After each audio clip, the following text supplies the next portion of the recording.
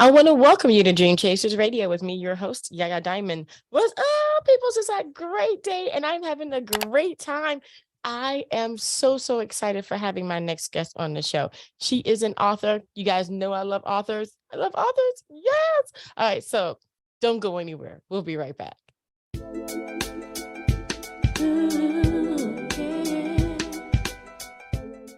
Welcome back to the show. So we have author Carlotta on the show today, and she's going to talk about how she got into the writing and what she did, and then she's got this really cool looking book that I'm gonna leave it there because I'm not the expert, but she is. Welcome to the show. Thank you for Thank having you. me. Anytime. So tell us about yourself. I am a mother and grandmother. I am a university professor, and I'm a writer. So I am an educator, have been for more than 30 years. So Goodness. that is me. And I'm a widow right now. I am widowed. Oh, I'm sorry. I'm so sorry to hear that. That's okay. Wow. Okay, but you've had a great career. Educators, man, I'm telling you, without you guys, we would be all, I mean, okay, with the exception of probably a few other people, but we would all be dumb. Education is important. Education is important. I'm an advocate for education, a strong advocate. That's right. And I love educators. As a matter of fact, I homeschooled my child and I had lots and lots of help from educators. And so, wow, what would we do? Thank you so much for your service. But okay, so being an educator and going into writing, how did that begin for you? When I was 5, I wanted to write. So my mother, who was still alive at the time, told me to write, if that's what you want to do. But it took me a long journey to get there with children, businesses, my husband. So I finally got back to Carlotta and my desire to write. So I got into it by a vivid imagination of what you want a story to be like, or a life that you imagine that is true. And I love the 1900s, the turn of the century. That I know it wasn't the age of chivalry, but it was a chivalry-like age then, where people thought of love different. So I went all the way to London and Paris to get the feel of the environment on Queen Mary 2. I took a cruise. I love that. So I watched the lovers in Paris. I watched the environment. I got the feel of what it would be like in Tuscany Valley. In fact, we have naturally vineyards here in America. I live in Alabama, so there's one in Florida near me. So you go and you get the feel of the environment. So I got into writing just by doing the things that I love best and talking about the things that you know about. And we all know about love and, the desire to have that ideal type love in your life. So that's how I got into writing. Plus, I always thought I had to have the tools in order to do that. So I went back to University of South Alabama here in Mobile, and I got my Master's of Art in Communication. I had an MBA from William Carey University in Hattiesburg, Mississippi. So I decided to get another master's so I could be qualified as a communicator. Wow. I mean, okay, so you really went all the way out, but I mean, this was something you really wanted to do. I mean, when you think about your life without writing, what would that look like? I would feel like a bird in a cage, unable to express those things that I feel inside that you want to get out, the things that you know that you can write and things that you can do. So I would feel that I would cheated myself, actually, is what I would. And my husband, I'm sorry. No, go ahead. I'm sorry. I thought you were done. Go ahead. My husband always told me I would cheat myself if I did not write. So I started writing about 15 years ago. That is beautiful. It is gorgeous to have the support. You can't be yourself if you're not yourself. Does that make any sense? Very much so. Wow. What kind of advice do you give to people who are just putting their dreams on the back burner or just ignoring it altogether? I tell them that if you have that talent, if you have that desire, write it. If you want to write, just start writing. And you don't have to have any specific way to do it. You write all your thoughts down and then you organize it. But don't let that skill and ability or the general public be cheated of that skill and ability. You never know who you might affect when you're writing. You never know who you might encourage when you're writing. So that's what I tell them. That is so important. For people who couldn't afford or people who didn't get the education, they may feel like as if they don't have the vocabulary, they don't have the intelligence to write. What do you say to them? It does not take a college degree to have an education. In the fact, if you want to write, then you go and learn about the subject that you're writing. I always tell them to write about things you know about. But there's more than one way to get an education. You can educate yourself about a lot of things in life. So don't let the fact that you don't have a degree stop you. Only you can stop you. I love it. Absolutely love it. Coming from an educator, it's important that they hear that. Because, coming from me, I'm not an educator. Oh, coming from Yaya, who cares? But coming from Carlotta, from Carlotta, I'm sorry, Carlotta, right? Carlotta. I can't see that. I need glasses. Coming from Carlotta, it means more than anything in the world. Anything in the world coming from you. It comes with your background. It comes with your education and your profession and all the years that you've been in there. To tell someone just because they didn't have the education that they can still do it. Carlotta, that's amazing. So you said you always loved a certain period in time. So you went over to Paris, which I love, and you went to London, which I absolutely love. And you also live in Alabama. You said that there's a place in Florida as well. Yes, there's vineyards in Florida. Yes, it's not very far, maybe 3 hours from where I am. It is a vineyard in Florida. Yes. Sweetness, because I have to go. I live in Florida. Yes, it's this way coming toward Mobile. The Panhandle. Right. Right. Yeah, I figured that it would be like a 6 or 7 hour drive for me, but that's okay. Well, it's on 20, I think. I'm sorry. I think it's Highway 20, 19 or 20. It's kind of back coming from Florida, the back way. That is sweet. That is great. Man, I tell you, so let's go into your books because the period that you love is the period I love it too. The big dresses and the dances and it was just like, oh, don't do that. You can put me in the front of a movie and I'm gone for like hours when it comes to that. Right. I love it. Absolutely love it. So you wrote about that. Tell us about your book. Simone. Simone is a trilogy. It's not just one book, it's 3.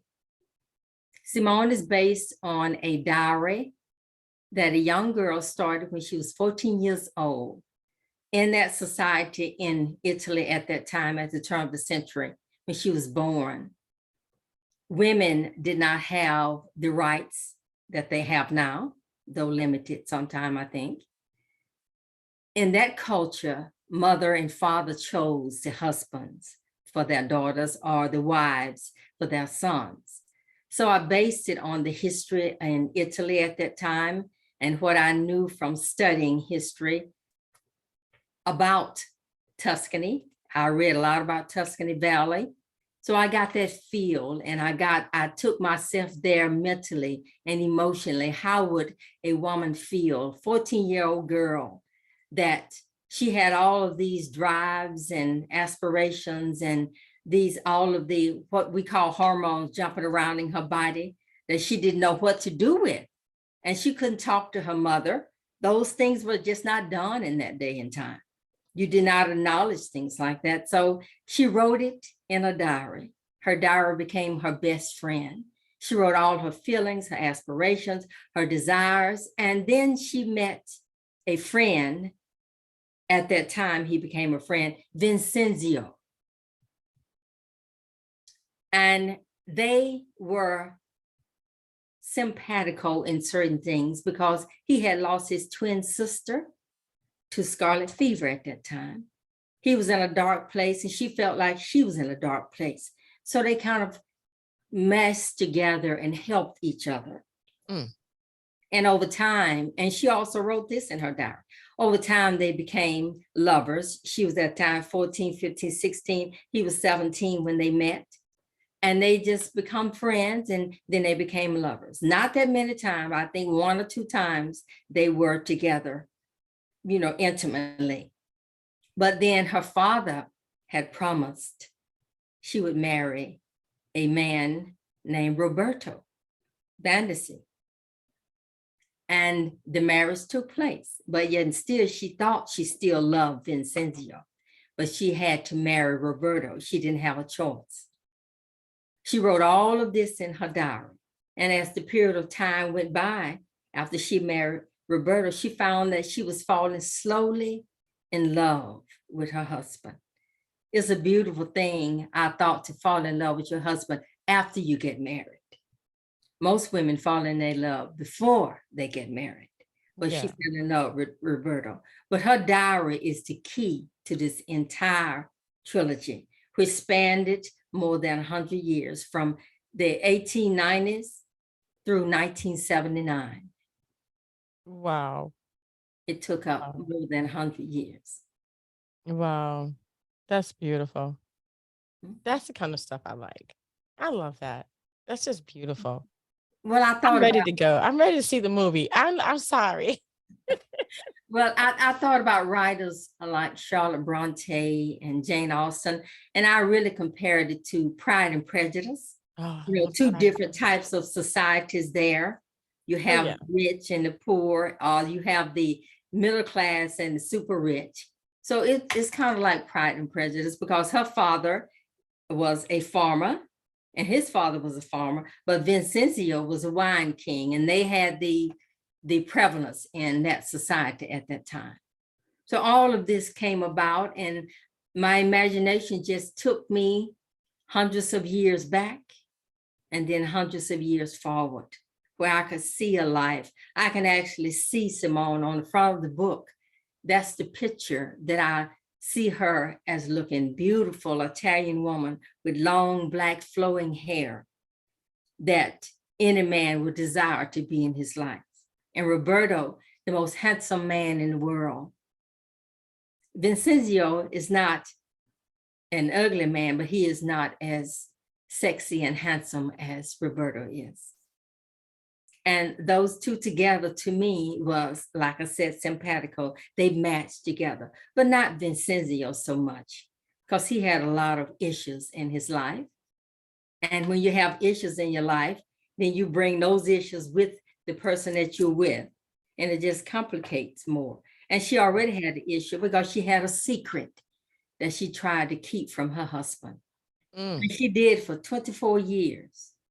But then it caused a lot of doubt in his mind. It caused a lot of problems with him, but he loved her with a passion that is almost undescribable. I love it. Oh, I love those things. Oh my gosh, I can see the movie. I can see the movie. Yeah. Are you gonna are you gonna do a movie?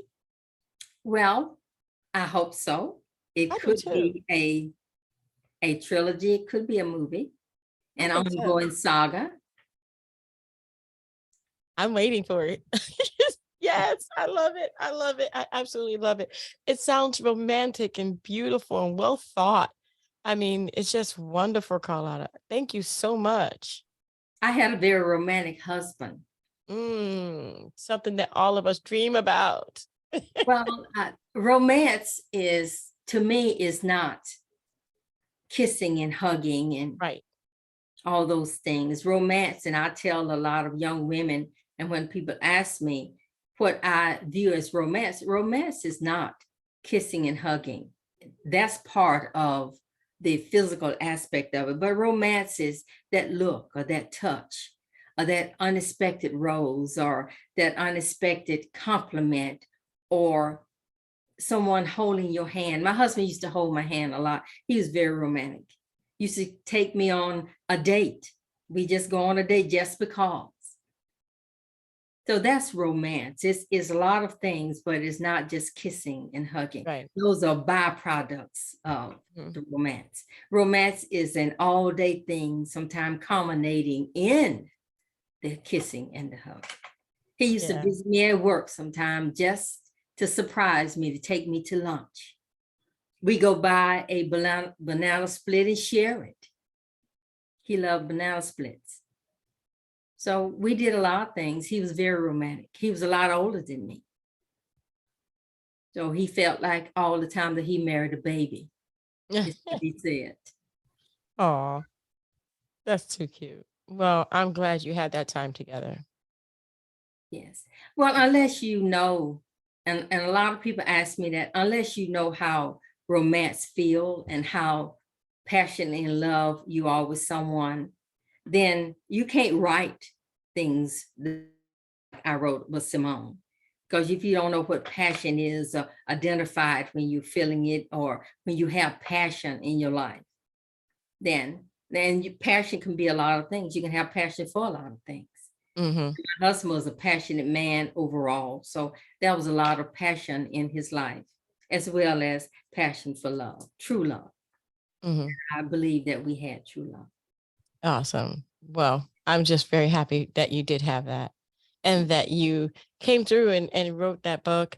My goodness, where can people find your book? And I want to go ahead and say Simone Tuscany, The Saga Begins, Book One. You said that this is a trilogy, so there are other books already out, or are you doing those now? No, the books are already out. The second one is Simone, The Saga Began and Continues. It's called Carmelita, and that was the daughter.